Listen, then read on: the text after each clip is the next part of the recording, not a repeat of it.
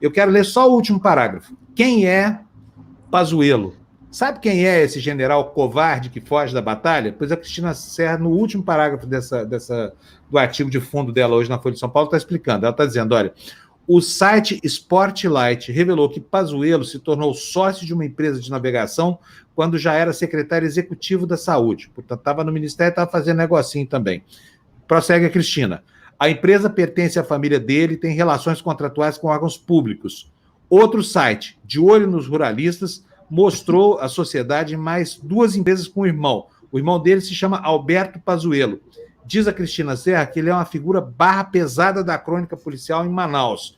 Em 1996, foi preso por estupro e tortura de adolescentes e acusado de participar de um grupo de extermínio. Conhecer o contexto do personagem em questão talvez ajude a CPI a entender melhor o seu papel no morticínio brasileiro.